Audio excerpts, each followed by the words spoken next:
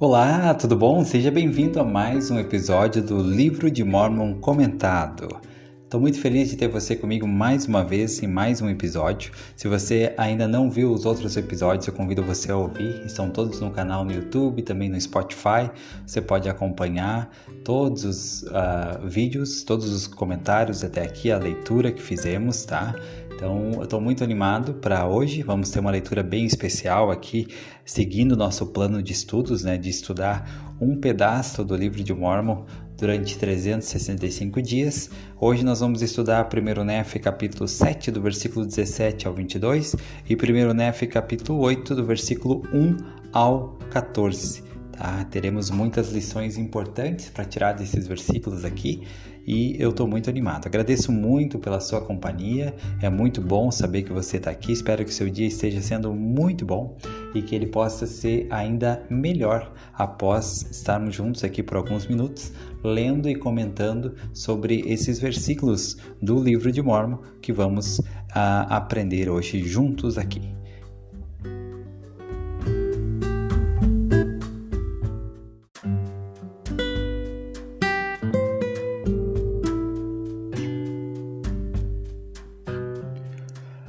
Antes de iniciar a leitura, quero convidar você a seguir nossos perfis nas redes sociais, no Facebook, no Instagram, O Caminho do Discipulado. Também temos um canal no Telegram onde compartilhamos mais conteúdos. Temos outros conteúdos também que vão ser disponibilizados, alguns já estão sendo disponibilizados. Temos uma série que é Vida e Ministério dos Profetas, tá? Que está já disponível no canal. Vamos ter novos conteúdos aí sendo disponibilizados e por isso eu convido você a nos seguir nas redes sociais. Isso é muito importante para que você possa ter acesso de primeira mão a todos os conteúdos que nós vamos colocando, adicionando aqui no canal O Caminho do Discipulado.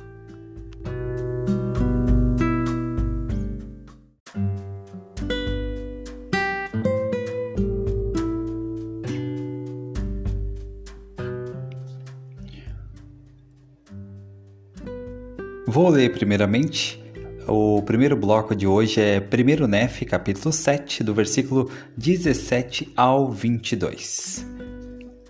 Mas aconteceu que eu orei ao Senhor, dizendo: Ó Senhor, de acordo com minha fé em Ti, livra-me das mãos de meus irmãos. Sim, dá-me forças para romper estas cordas com que estou amarrado. E aconteceu que, quando eu disse essas palavras, eis que as cordas se soltaram de minhas mãos e pés, e pus-me de pé diante de meus irmãos, e tornei a falar-lhes. E aconteceu que eles se zangaram comigo novamente, e procuraram agarrar-me, mas eis que uma das filhas de Ismael, sim, e também sua mãe e um dos filhos de Ismael, imploraram a meus irmãos de tal modo que lhes abrandaram o coração, e eles não mais tentaram tirar-me a vida. E aconteceu que ficaram tão pesarosos por causa de sua maldade que se curvaram diante de mim e suplicaram que eu lhes perdoasse o que haviam feito contra mim. E aconteceu que eu lhes perdoei sinceramente tudo o que haviam feito e exortei-os a pedirem ao Senhor seu Deus que os perdoasse. E aconteceu que eles assim o fizeram. E depois de haverem orado ao Senhor, reiniciamos a viagem para a tenda de nosso pai. E aconteceu que chegamos à tenda de nosso pai, e quando eu e meus irmãos e toda a casa de Ismael chegamos à tenda de meu pai, eles renderam graças ao Senhor seu Deus, e ofereceram-lhe sacrifícios e holocaustos.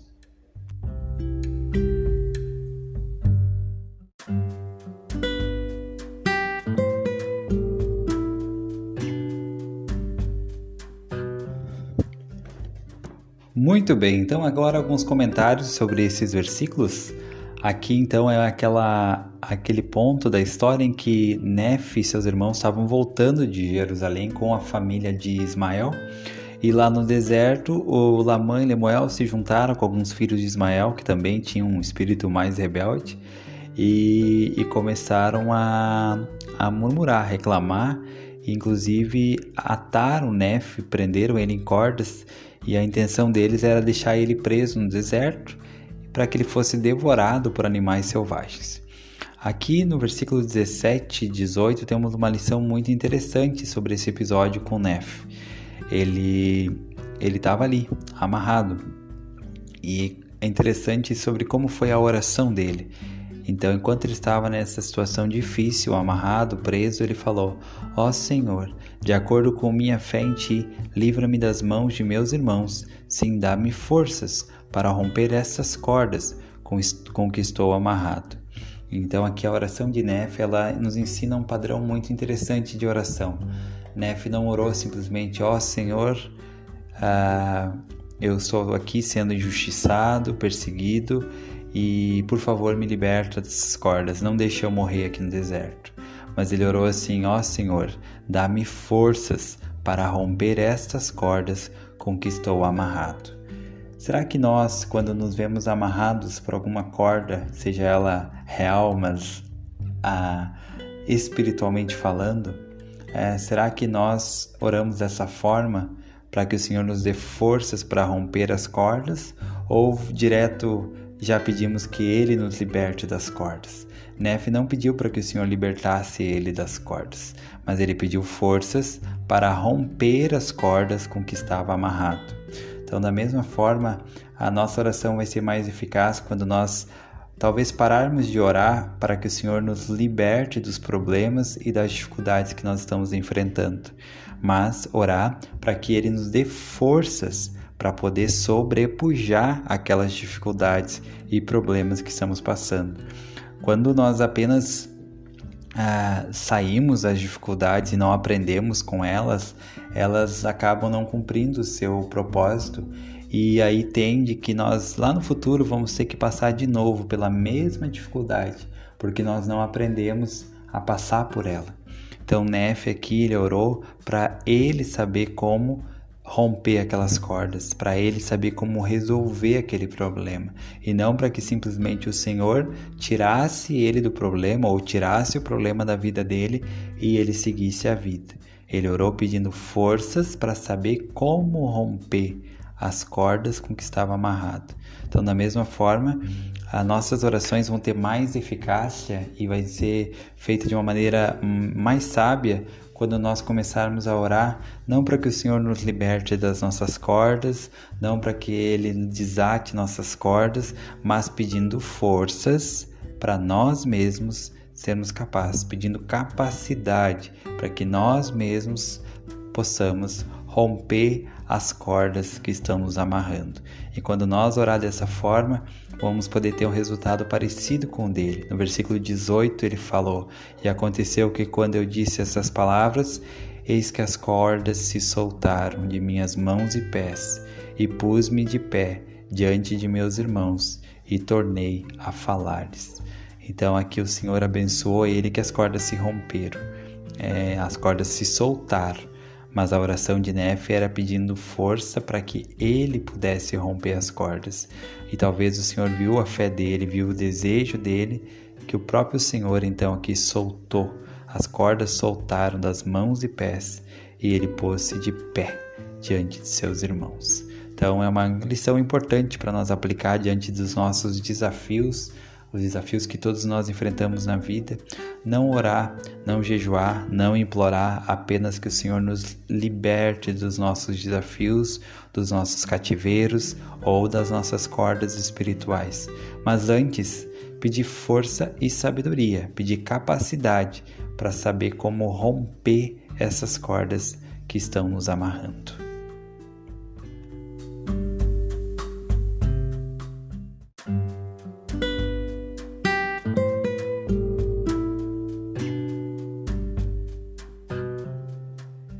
Ainda nesse bloco de 1 Nefe 7, do versículo 17 ao 22, temos mais alguma coisa aqui. Lá no versículo 20, seguindo a história, ele diz que as filhas de Ismael e a mãe, a esposa de Ismael e um dos filhos de Ismael imploraram para Lamã e Lemuel que eles pudessem parar com aquilo, para que eles não tentassem mais tirar a vida de Nefe. E diz que eles ficaram muito pesarosos, Eles perceberam o mal que eles estavam querendo fazer. E diz que eles suplicaram a Nefe que perdoasse ele. E aí é interessante a atitude de Nefe, a grandeza de Nefe. Diz assim no versículo 21: E aconteceu que eu lhes perdoei sinceramente tudo o que haviam feito. Então, Nefe estava ali diante de, na verdade, verdadeiros assassinos. Pessoas que tentaram tirar a vida dele. Só não tiraram porque não conseguiram. Mas a intenção inicial deles era tirar a vida de Nefe. Eles tentaram matar Nefe. E Nefe diz que perdoou sinceramente tudo o que eles tinham feito. Então, que exemplo, né? Como o perdão é algo tão desafiador muitas vezes para nós, às vezes até por coisas menores, às vezes nem porque alguém tentou tirar a nossa vida.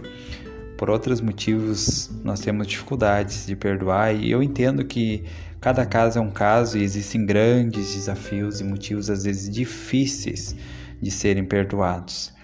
Mas o fato é que as Escrituras dizem: Eu, Senhor Deus, perdoo a quem quiser, mas de vós é requerido que perdoeis a todos. Então nós devemos perdoar a todos. Essa é a pura verdade. Por mais difícil que ela seja, essa é a verdade. A nós não cabe a opção de não perdoar. A nós não cabe a opção de não perdoar. Nós precisamos perdoar. E isso com certeza é desafiador. No caminho do discipulado, esse é um dos grandes desafios, perdoar a todos, como o Senhor pede que nós façamos. Mas Nefe deu um modelo aqui. Ele teve um problema familiar, como muitas vezes, né? A maioria das vezes as dificuldades que nós temos em perdoar são relacionadas à nossa própria família, por alguma mágoa, alguma briga, alguma mal entendido que houve no passado, ou às vezes um amigo que era muito nosso amigo e que acabou tendo um mal entendido, e aí um tem que perdoar o outro para poder reatar aquela amizade, né? Ou talvez nunca mais vai reatar porque não consegue perdoar.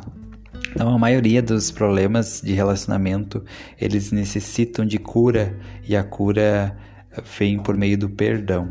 Então, perdoar é um ato muito grandioso, difícil, mas que de nós é requerido. Nós, em nenhum momento, nenhuma escritura, nenhum versículo, ele nos dá a opção de perdoar ou não perdoar.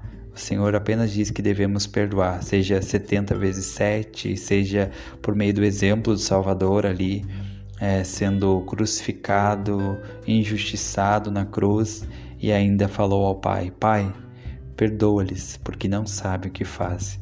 Então, no caminho do discipulado, no caminho para se tornar um discípulo de Jesus Cristo, o perdão é algo necessário, é algo que devemos estar sempre usando. Ele não é uma opção, ele não é justificado em certos momentos que nós não queiramos perdoar. Não importa o que foi. Nefe, ele tinha sido... Aqui foi feita uma tentativa de homicídio com Nefe. Eles tentaram matar Nefe. Poucas coisas são maiores do que tentar tirar a nossa vida, né? E é isso que aconteceu, que eles fizeram com Nefe. Não poderia ser algo pior. E mesmo assim, aqui diz que ele perdoou. Ele não hesitou, ele perdoou, e isso é um gesto de uma grande atitude, né, de um grande homem e de um grande discípulo de Jesus Cristo. E tenho certeza que isso é algo desafiador, mas é algo necessário para nós. Perdoar nossos irmãos, perdoar nossos amigos, perdoar nossos vizinhos, perdoar quem quer que nos tenha magoado, ofendido, traído ou até tentado tirar a nossa vida, como aconteceu aqui com Nefe, como aconteceu com o Salvador na cruz, quando ele pediu ao Pai que perdoasse aquelas pessoas que estavam ali fazendo tanto mal para ele.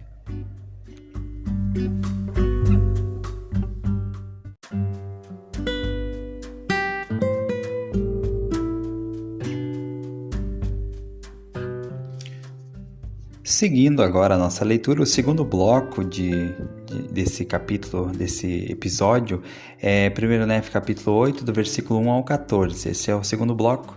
Então eu vou ler os versículos primeiro e depois então temos alguns comentários e algumas lições que podemos tirar desses versículos. E aconteceu que havíamos juntado todo tipo de sementes de toda espécie, tanto de grãos de toda espécie, quanto sementes de frutas de toda espécie. E aconteceu que durante a permanência de meu pai no deserto, ele nos falou dizendo: Eis que sonhei um sonho, ou em outras palavras, tive uma visão. E eis que pelas coisas que vi, tenho motivo para alegrar-me no Senhor por causa de Nefe, e também de Sã, pois tenho motivos para acreditar que eles também, e também muitos de seus descendentes serão salvos. Mas eis Lamã e Lemuel, que eu temo excessivamente por vós, pois eis que em meu sonho julguei ver um deserto escuro e triste. E aconteceu que vi um homem, e ele estava vestido com um manto branco, e ele pôs-se na minha frente. E aconteceu que me falou e ordenou-me que o seguisse. E aconteceu que, enquanto o seguia, vi que eu estava num escuro e triste deserto. E depois de haver caminhado pelo espaço de muitas horas na escuridão, comecei a orar ao Senhor, para que tivesse compaixão de mim, segundo sua eterna e infinita misericórdia. E aconteceu que depois de orar ao Senhor, vi um campo largo e espaçoso. E aconteceu que vi uma árvore, cujo fruto era desejável para fazer uma pessoa feliz. E aconteceu que me aproximei e comi de seu fruto, e vi que era o mais doce de todos os que já havia provado. Sim, e vi que o fruto era branco, excedendo a toda a brancura que eu já vira. Enquanto eu comia do fruto, ele encheu minha alma de imensa alegria. Portanto, comecei a desejar que dele também comesse minha família, porque sabia que era mais desejável que qualquer outro fruto. E ao olhar em redor para ver se acaso descobrira também minha família, vi um rio de água, e ele passava perto da árvore cujo fruto eu estava comendo. E olhei para ver de onde vinha, e vi que sua nascente estava próxima. Junto a ela estavam vossa mãe, Saria, Sã e Nefe, e eles permaneciam ali, como se não soubessem para onde ir.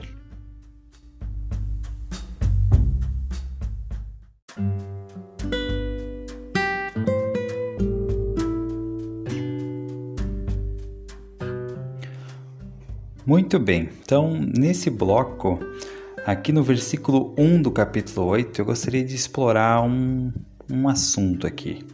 Tá? Aqui diz assim: E aconteceu que havíamos juntado todo tipo de sementes de toda espécie, tanto de grão de toda espécie, quanto sementes de frutas de toda espécie. Então aqui, nesse momento, eles estavam no deserto. Leí sua família, agora mais a família de Ismael. E o relato das escrituras mostra que eles ficaram em torno de 8 anos no deserto.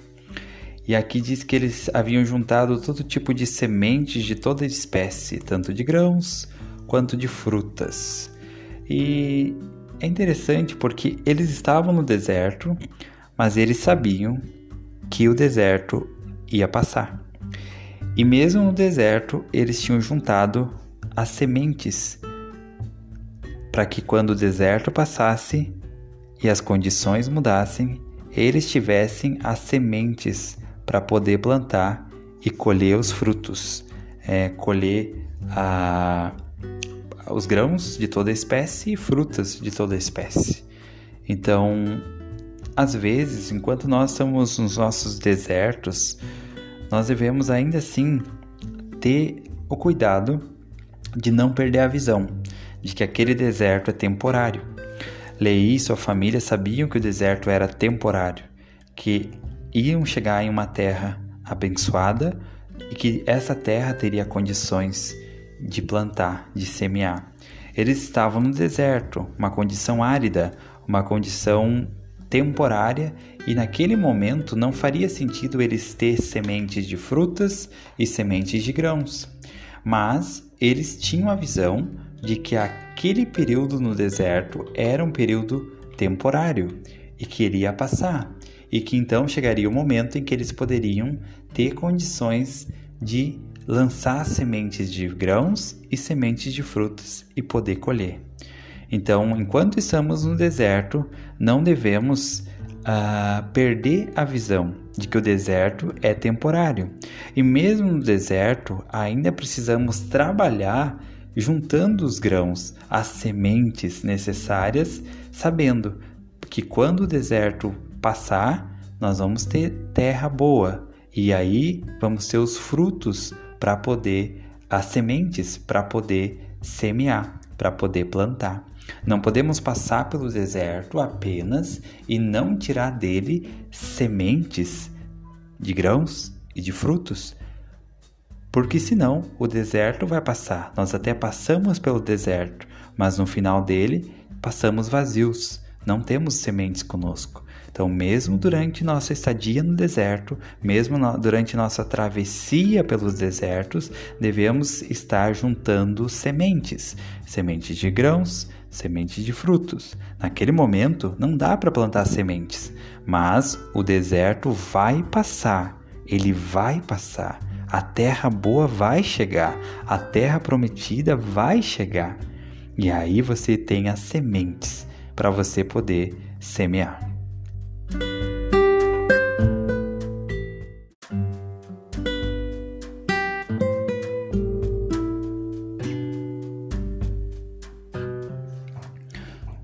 Seguindo aqui agora, Leí, ele começa a contar o seu sonho. Esse sonho é bem conhecido, né? O sonho de Leí. Mas o que eu queria chamar a atenção aqui é o versículo 5, 6 e 7. Acho que o 7 diz assim, ó. Então Leí fala que ele viu um homem que estava vestido com um manto branco e ele começou a seguir esse homem. E ele disse, e aconteceu que me ordenou que o seguisse. E aconteceu que enquanto o seguia, vi que estava num escuro e triste deserto. Então, de novo, voltamos a falar sobre o deserto. Leí viu que estava num deserto aqui e ele estava ali triste. Era um deserto escuro e triste. Se era escuro, significa que não tinha uma boa visão. E se era triste, significa que não era agradável. Era um lugar que não tinha uma visão boa e não era um lugar agradável. Era um deserto. E aí diz assim, depois de haver caminhado pelo espaço de muitas horas na escuridão, comecei a orar ao Senhor, para que tivesse compaixão de mim segundo sua eterna e infinita misericórdia. Então ele começou a orar ao Senhor para que tivesse compaixão dele, porque não estava nada legal aquele deserto, aquele lugar escuro e desagradável. E daí no versículo 9 diz, E aconteceu que depois de orar ao Senhor, vi um campo largo e espaçoso. E é esse ponto que eu queria aproveitar para nós conversar um pouquinho agora. Então, ele estava num lugar escuro e deserto, onde não tinha uma visão boa e era um lugar apertado, desconfortável. Aqui diz então que ele orou e viu um campo largo e espaçoso. E eu queria chamar a atenção para isso. Foi após a oração que ele fez a Deus, o que aconteceu? A visão dele se ampliou e ele viu um campo largo e espaçoso. Então, muitas vezes, nós estaremos nos sentindo oprimidos pelos problemas, pelas dificuldades, pelas provações, por todos os desafios que essa vida tem e que ainda vai ter, e nós vamos estar nos sentindo como Leí, num deserto escuro, triste, sozinho, a um lugar não agradável, um lugar não muito bom. E vamos clamar ao Senhor. E aí, talvez, aqui não diz que Leí, ele saiu do deserto. Aqui não diz. O que diz? Vi um campo largo e espaçoso. Então, a visão dele foi ampliada após ele orar. Muitas vezes, durante as nossas provações, as nossas dificuldades, nós vamos orar, pedindo para que o Senhor nos ajude, e o Senhor talvez não vai imediatamente nos tirar daquele deserto, mas Ele vai nos dar uma visão mais elevada, de maneira que nós vamos ter uma visão mais clara das coisas. Ele vai mudar a nossa perspectiva. Muitas vezes o Senhor não vai mudar a nossa situação. A doença às vezes vai continuar. A dificuldade financeira talvez vai continuar mais um tempo. A dificuldade de relacionamento talvez vai permanecer mais um tempo. A preocupação com um filho, uma filha vai permanecer.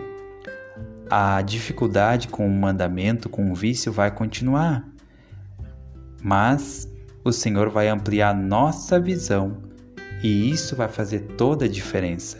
quando o profeta Joseph Smith estava na cadeia e ele orou, na cadeia de Liberty, preso injustamente, e ele orou ao Senhor por conforto, naquele cubículo, 1,5 metro por 1,5 metro, um lugar frio, um lugar fedorento, desconfortável. Ele orou a Deus e falou: ó Deus, onde estás? E ele teve uma experiência espiritual, mas percebam que ele não foi libertado da cadeia com aquela oração. Ele permaneceu na cadeia de Liberty, ele permaneceu lá. O que aconteceu foi que o Senhor deu uma revelação sagrada, confortante e ampliou a visão dele. O Senhor deu uma nova perspectiva a Joseph Smith. E isso aconteceu aqui com Leigh, e isso acontece na nossa vida durante os nossos desertos. Ao clamar ao Senhor, nem sempre Ele vai nos livrar do deserto ou daquela dificuldade imediatamente. Às vezes sim, mas muitas vezes não. E quando isso acontecer, mesmo assim Ele vai nos dar uma nova perspectiva. É como se nós permanecêssemos no problema, mas nós temos uma visão mais ampliada sobre aquele problema. E nós temos a visão mais elevada, e com essa visão mais elevada fica mais fácil de passar por aquela situação. A situação vai permanecer a mesma, apenas é nós que mudamos com uma nova visão, uma nova perspectiva, uma perspectiva mais elevada. Então é isso que eu posso aprender estudando aqui esses versículos, mostrando que Leigh fala, né, como isso aconteceu com ele, e isso também pode acontecer com nós, em nossos desertos.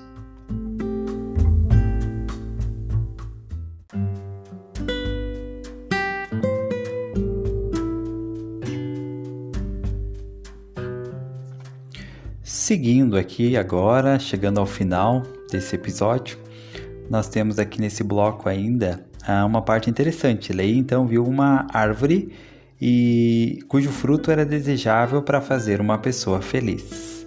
Aprendemos que o símbolo dessa árvore é o amor de Deus, ou também Jesus Cristo. Jesus Cristo é a manifestação maior do amor de Deus. Aprendemos que Deus amou o mundo de tal maneira que deu seu Filho unigênito, para que todo aquele que nele crê não pereça, mas tenha a vida eterna.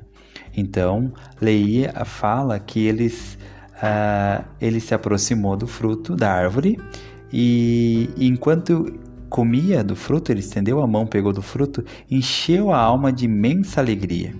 Então é interessante, né? Que ele se aproximou da árvore, mas se aproximar da árvore por si só não garantiu para ele sentir alegria. Ele sentiu a imensa alegria foi enquanto eu comia do fruto. Foi enquanto ele comia do fruto que encheu a alma dele. Não foi o fato dele estar debaixo da árvore, aproveitar da sombra dela, da beleza, era uma árvore bonita, linda, era legal estar debaixo daquela árvore, mas isso por si só não garantia nada. O que garantiu é que ele falou aqui no versículo 12, enquanto eu comia do fruto, ele encheu minha alma. Se ele parasse de comer o fruto, ia parar de encher a alma de alegria. Então, podemos usar isso com vários modelos. Por exemplo, podemos imaginar que talvez a igreja pudesse ser essa árvore, e que lá nós podemos encontrar o fruto que enche nossa alma, que é o Salvador. Mas o fato de eu estar debaixo da árvore, ou o fato de eu estar na igreja em si, não garante nada. Mas é enquanto eu estiver comendo do fruto, é que ele vai me encher a alma. Não é o fato de eu estar próximo da árvore, debaixo da árvore, na sombra da árvore, que ele garante que eu vou estar bem alimentado. Então nós podemos estar debaixo da árvore e assim mesmo estar morrendo de fome espiritual. Porque o fato de estar debaixo da árvore não garante que nós vamos estar alimentados espiritualmente com o fruto que ela tem.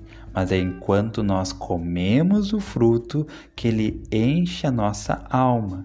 Então, que nós possamos avaliar, eu estou próximo da árvore? Se eu estou, muito bom, que bênção. Muitas pessoas não estão próximas à árvore da vida, que é Jesus Cristo, que é o amor de Deus. Mas Agora que eu percebi que eu estou debaixo da árvore, com que frequência eu tenho comido o fruto da árvore? Com que frequência eu tenho me alimentado do fruto da árvore? Será que eu não corro o risco de, mesmo estando debaixo da árvore do fruto maravilhoso que traz alegria, ainda assim estar morrendo fisicamente, passando fome espiritual, tendo uma nutrição, sendo desnutrido espiritualmente porque não estou me alimentando direito? Será que eu não corro esse risco? Então, o fato de estarmos próximos da árvore ou até debaixo da árvore do fruto não garante que vamos estar bem alimentados. Mas como diz o versículo 12, enquanto eu comia do fruto, ele encheu minha alma de imensa alegria. Precisamos estar frequentemente comendo do fruto para que ele possa encher nossa alma e aí nós vamos ter imensa alegria. Então, que lição maravilhosa! Esses são os comentários, a leitura de hoje desse episódio. Espero que tenha ajudado você de alguma forma. Muito obrigado por acompanhar até aqui. Convido você a se inscrever no canal, a seguir o caminho do discipulado no Instagram, no Facebook, no Telegram, onde você encontrar aí que você possa seguir para receber outros conteúdos, outros materiais de estudos. Além dessa série, o Livro de Mórmon comentado, vamos ter também outros materiais disponibilizados que vão poder ajudar você e que têm o propósito de ajudar você no caminho do discipulado. Um abraço e até mais!